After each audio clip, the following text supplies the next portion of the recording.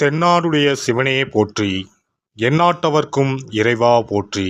அனைத்து தமிழ் உள்ளங்களுக்கும் கனிவான வணக்கங்கள். 12 ஆண்டுகளுக்குப் பிறகு நடக்கும் குரு வக்ர பெயர்ச்சி. 119 நாட்கள் பின்னோக்கி சுழலும் குரு பகவான். நவ கிரகங்களில் முழு சுப கிரகமான குரு பகவான் 2024ஆம் ஆண்டு மே 1ஆம் தேதியிலிருந்து ரிஷபராசியில் சஞ்சரித்து வருகிறார். ஒவ்வொரு ஆண்டும் சில கிரகங்கள் வக்ரமடையும். அந்த வகையில் அக்டோபர் மாதம் 9ஆம் தேதி குரு பகவான் ரிஷபராசியில் வக்ரமடைகிறார். இதன் தாக்கம் என்ன? குரு வக்ர பெயர்ச்சி என்றால் என்ன? எத்தனை நாட்கள் நீடிக்கும் என்று பார்க்கலாம். குரு பகவான் இந்த ஆண்டு அக்டோபர் மாதம் 9ஆம் தேதி புதன்கிழமை ரிஷபராசியில் வக்ரமாகி பின்னோக்கி செல்வார். பிப்ரவரி 4, 2025ஆம் ஆண்டு வரை இந்த நிலை நீடிக்கும். வக்ரம் என்பது நேராக செல்லக்கூடிய ஒரு கிரகம் பின்னோக்கி செல்வதை குறிக்கும்.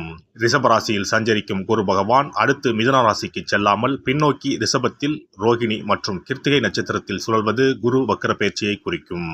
ஒவ்வொரு ராசிக்கும் குரு வக்ர பெயர்ச்சி கணிசமான தாக்கங்களை, நல்ல பலன்களை அல்லது தடைகளை ஏற்படுத்தலாம். ஆனால் பொதுவாக குரு வக்ரம் அடைவது என்பது சுப காரிய தடை, விரிவாக்கம், வளர்ச்சி போன்றவற்றில் பாதிப்பு ஏற்படும். இந்த ஆண்டு குரு பெயர்ச்சி எந்த ராசிகளுக்கு நற்பலன்களை தந்ததோ, அதிர்ஷ்டமான பெயர்ச்சியாக இருந்ததோ அந்த ராசிகள் குரு வக்ரமாகும் 4 மாத காலத்தில் குறைவான அளவு நற்பலன்களை பெறுவார்கள். இந்த ஆண்டு குரு பெயர்ச்சி பலன்களில் எந்த ராசிகளில் குரு பகவான் எதிர்மறையான தாக்கம் ஏற்படுத்தினாரோ அந்த ராசிகளுக்கு வரும் 4 மாதம் அமோகமான பலன்கள் கிடைக்கும். அக்டோபர் 9 முதல் குரு வக்ர பயிற்சி தொடங்குகிறது. நவம்பர் 15 வரை சனி வக்ர பயிற்சி நீடிக்கிறது. கிட்டத்தட்ட 40 நாட்கள் 2 முக்கியமான கிரகங்கள் வக்கிரமாக சஞ்சரிக்கிறது. இது ஒரு சில ராசிகளுக்கு அபரிமிதமான நற்பலன்களை, அதிர்ஷ்டத்தை வாரி வழங்கும். பொதுவாக குரு பகவான் இருக்கும் இடத்தை விட பார்க்கும் இடங்கள் சுப பலன்களை பெறும். குரு பகவான் ரிஷபராசியில் இருந்து 5ஆம் பார்வையாக கன்னி ராசியையும், 7ஆம் பார்வையாக விருச்சிக ராசியையும், 9ஆம் பார்வையாக மகர ராசியையும் பார்க்கிறார். வக்ரமடைந்த குரு பார்வையால் சில ராசிக்காரர்கள் ராஜாதி ராஜ யோகம் பெறப்போகின்றனர். இனி இந்த வக்ர பெயர்ச்சியால் உங்கள் ராசிக்கான சுப பலன் என்ன என்பதனையும், அசுப பலன் ஏற்படுமாயின் ராசிக்காரர்கள் செய்ய வேண்டிய பரிகாரம் என்ன, வழிபட வேண்டிய தெய்வம் யார் என்பதனை பற்றியும் விரிவாக காண்போம். உங்கள் வாழ்வில் வளமும் நலமும் செல்வ செழிப்பும் பெற்று வாழ்வில் உயரிய நிலையை அடைய எல்லாம் வல்ல எம்பெருமானை வேண்டி விரும்பி கேட்டுக்கொள்கிறேன். சனி பகவானை ராசிநாதனாக கொண்ட மகர ராசி அன்பர்களே, 5ஆம் வீட்டில் குரு பகவான் வக்கர நிலையில் பயணம் செய்வது மாற்றத்தையும் முன்னேற்றத்தையும் தரும். குருவின் பார்வையால் வருமானம் அதிகரிக்கும். கடன்பட்டவர்கள் கடனை அடைத்து நிம்மதி பெறலாம். பாதியிலேயே நின்று போன வீட்டு வேலைகள் பூர்த்தியாகி சுபகாரியம் நடக்கும். குரு கோடி கோடியாக கொட்டி கொடுக்கப் போகிறார். சுபகாரியங்கள் மலமளவன நடைபெறும். திருமணமாகியும் புத்திர பாக்கியம் இல்லாதவர்களுக்கு புத்திர பாக்கியம் கிட்டும். 2025ஆம் ஆண்டு பிப்ரவரிக்குள் நல்ல செய்தி தேடி வரப்போகிறது. இதுவரை உடல் ஆரோக்கியத்தில் இருந்து வந்த தொய்வு நிலை இனி வரும் நாட்களில் படிப்படியாக குணமாகும். வாழ்க்கையில் ஒரு பிடிப்பு ஏற்படும். சிலருக்கு தந்தையுடன் இருந்து வந்த கருத்து வேறுபாடுகள் முடிவுக்கு வரும்.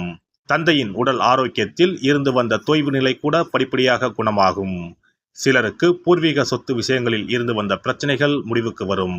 இப்படியாக வாழ்க்கையில் நல்ல திருப்பங்கள் எல்லாம் இந்த காலகட்டத்தில் ஏற்படும்.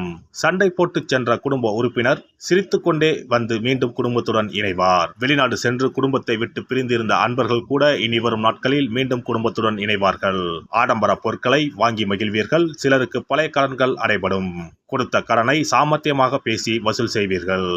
உத்தியோகத்தில் இருந்து வந்த தொல்லைகள் விலகும். இதுநாள் வரையில் நல்லபடியாக வேலை செய்ததற்கான பலன் சிலருக்கு கிடைக்கப்பெறும். உத்தியோகத்தில் இதுவரையில் எதிர்பார்த்து காத்திருந்த சலுகைகள் உங்களுக்கு கிடைக்கும். புதிதாக வேலை தேடும் அன்பர்களுக்கு அவர்கள் தகுதிக்கு ஏற்ப நல்ல வேலை கிடைக்கும். சிலர் வேலையை விட்டுவிட்டு புதிய தொழில் துவங்கும் வாய்ப்புகள் கூட கிடைக்கும். பொருளாதாரம் மேம்படும்.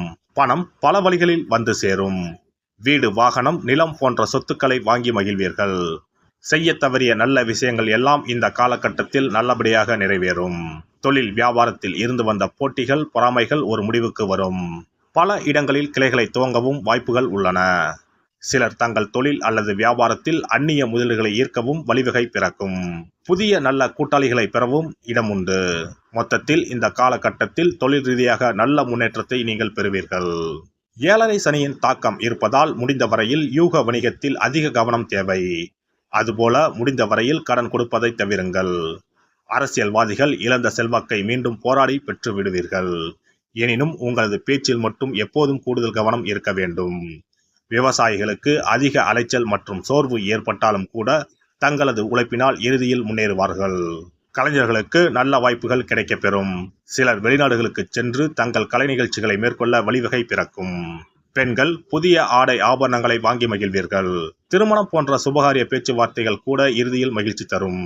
அலுவலகத்திற்கு செல்லும் பெண்களுக்கு எதிர்பார்த்து காத்திருந்த சலுகைகள் கிடைக்கும். மொத்தத்தில் பெண்களுக்கு பெரும்பாலும் நல்ல பலன்கள் தான் ஏற்படும். மாணவ மாணவியர்கள் முயற்சி செய்தால் வாழ்க்கையில் பல சாதனைகளை செய்வீர்கள். போட்டி பந்தயங்களில் வெற்றி பெற்று பரிசுகளை வெல்வீர்கள். மனதில் தைரியம், தன்னம்பிக்கை அதிகரிக்கும். இப்படியாக பெரும்பாலும் நல்ல பலன்கள் தான் இந்த காலகட்டத்தில் ஏற்படும். குடும்பத்துடன் ஒரு முறை திருச்செந்தூர் சென்று முருகனை வழிபட்டு வாருங்கள். நல்லதே நடக்கும். சிறப்பு தொகுப்பு. இனி வரவே வராது என நினைத்த பணம் திரும்பி வருவதற்கு இதை மட்டும் செய்தால் போதும். நாம் கஷ்டப்பட்டு சேர்த்த அல்லது சம்பாதித்த பணத்தை யாரையாவது நம்பியோ அல்லது அவர்களுக்கு உதவி செய்வதற்காகவோ கொடுத்து ஏமாந்து இருக்கலாம். அப்படி இழந்த பணத்தை திரும்ப இனி வரவே வராது என நினைத்த பணத்தை கூட சில எளிய தாந்திரீக பரிகாரங்களை முறையாக செய்தால் திரும்ப பெற முடியும். இழந்த சொத்து, இழந்த பணம் மற்றும் நகை ஆகியவற்றை திரும்ப வீடு தேடி வர வைப்பதற்கான எளிய பரிகார முறைகள் பற்றி இங்கே தெரிந்து கொள்வோம். இந்த 2 முறைகளில் எந்த முறை நமக்கு எளிமையானதோ அதை செய்து பயன்பெறலாம். வாங்கிய பணத்தை திருப்பி கொடுக்க முடியாமல் கடன் தொல்லையால் அவதிப்படுபவரை போல் பணத்தை கொடுத்துவிட்டு அதை திரும்பி வாங்க முடியாமல் தவிப்பவர்கள் அதிகம் இருக்கத்தான் செய்கிறார்கள். யாராவது அவசரம் என பண உதவி கேட்கும்போது நட்பின் அடிப்படையிலோ அல்லது இருக்கப்பட்ட சிலர் பணம் கொடுத்திருப்பார்கள்.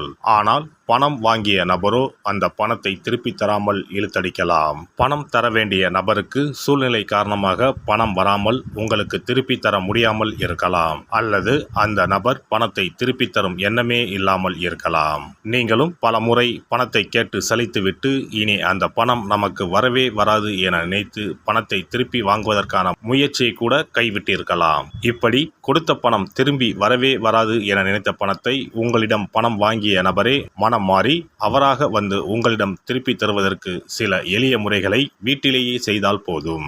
பரிகாரம் 1. கற்பூரம் ஒன்றை ஏற்றி அது எரியும் சுடரின் மீது இரும்பு கலந்த ஏதாவது ஒரு தட்டினை காட்ட வேண்டும். இப்படி காட்டும்போது அந்த தட்டில் கரி படலம் ஒன்று உருவாகும். இந்த கரியை உங்களின் வலதுபுற நடுவிரலில் எடுத்து ஒரு தெளிவான வெள்ளை காகிதத்தில் உங்களுக்கு பணம் கொடுக்க வேண்டிய நபரின் பெயரை எழுதி கொள்ளுங்கள். பிறகு அந்த பேப்பரை சிறியதாக மடித்து உள்ளங்கையில் வைத்துக்கொண்டு உங்களுக்கு பணம் கொடுக்க வேண்டிய அந்த நபரின் முகத்தை மனதில் நினைத்து கொண்டு அவர் உங்களுக்கு பணம் கொடுத்து விட்டதாகவும் உங்களுக்கு வரவேண்டிய பணம் அனைத்தும் வந்துவிட்டதாகவும் நினைத்து கொள்ளுங்கள். அந்த நபரின் பெயர் எழுதிய காகிதத்தை வீட்டின் பூஜை அறையில் வைத்து விடுங்கள். பிறகு அதை ஆற்றில் போட்டு விடலாம். பரிகாரம் 2. ஒரு சிறிய கிண்ணத்தில் மஞ்சளை தண்ணீர் கரைத்து எடுத்துக்கொள்ளுங்கள். ஒரு குச்சியால் அந்த மஞ்சளை தொட்டு வெள்ளை காகிதத்தில் பணம் தர வேண்டிய நபரின் பெயரை எழுதி கொள்ளுங்கள். ஓம் ஸ்ரீ கார்த்த வீர்யாஜுனாய நமக என்ற மந்திரத்தை 27 முறை சொல்லி பணம் கொடுக்க வேண்டிய நபர் உங்களுக்கு தர வேண்டிய பணம் அனைத்தையும் கொடுத்து விட்டதாக நினைத்து வேண்டிக் கொண்டு அந்த காகிதத்தை சுற்றி வெள்ளை நூலால் கட்டிவிட வேண்டும். பிறகு அந்த காகிதத்தை ஆற்றிலோ கடலிலோ போட்டுவிட வேண்டும். இந்த 2 முறைகளில் யாருக்கு எது வசதியோ அந்த முறையில் பரிகாரத்தை செய்யலாம். ஏதாவது ஒரு முறையை பின்பற்றினால் போதும். 2 முறைகளிலும் செய்ய வேண்டியது கிடையாது. இந்த பரிகாரத்தை தெற்கு நோக்கி அமர்ந்து செய்ய வேண்டும். இந்த பரிகாரத்தை நம்பிக்கையுடன் தொடர்ந்து செய்து வந்தால் கண்டிப்பாக வராது என நினைத்த பணம் விரைவில் உங்களின் வீடு தேடி வரும். எல்லாம் வல்ல இறையருளால் நீங்களும் உங்கள் அன்பு குடும்பமும் உடல் நலம், நீலாயுள், நிறை செல்வம், உயர் புகழ், மெய்ஞானம் ஓங்கி வாழ்க வளமுடன். இந்த வீடியோ பதிவு உங்களுக்கு பிடித்திருந்தால் லைக் பண்ணுங்க, கமெண்ட் பண்ணுங்க, ஷேர் பண்ணுங்க. மறக்காம சப்ஸ்கிரைப் பண்ணுங்க. பக்கத்துல இருக்கிற பெல் பட்டனை கிளிக் பண்ணுங்க. நன்றி, வணக்கம். ஓம் நமச்சிவாய. சிவாய நம.